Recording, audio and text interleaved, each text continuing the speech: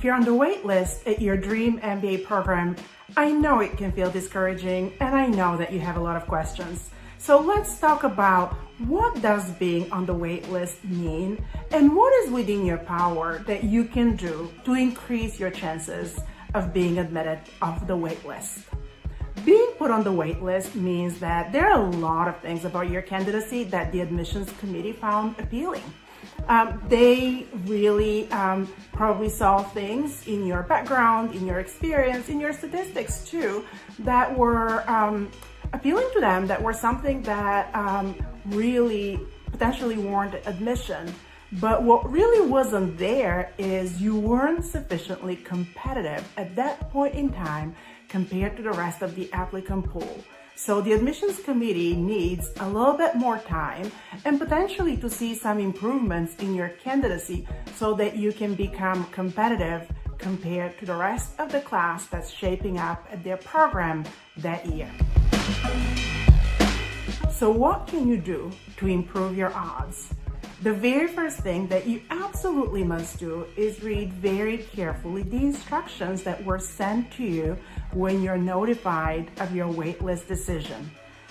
Most often, the program will ask you to confirm your interest in staying on the waitlist, and this is the very first thing you should do.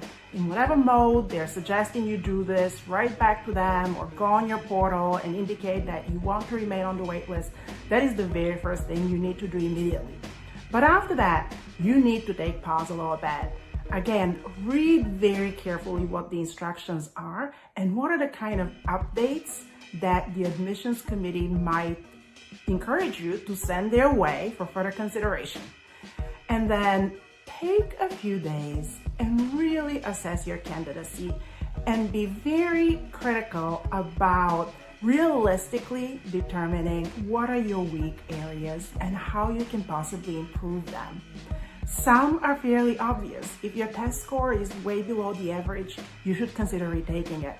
Some might not be necessarily so obvious, but say if you feel that perhaps you didn't demonstrate leadership sufficiently, what you can do is provide an additional letter of recommendation of someone who can specifically speak about your leadership qualities and experience from having observed you in such situations. Or if you're concerned that perhaps you didn't demonstrate the fit that schools find so important, the fit between your background and goals and their program, their community, their culture, then you could have an additional letter of support by a current student or alumni, someone who knows you, who knows the program, and who can speak, again from experience, about how you actually really demonstrate all the qualities that the MBA program is looking for in their candidates. So whatever additional materials or updates you choose to provide, keep in mind that it's always best to consider quality versus quantity.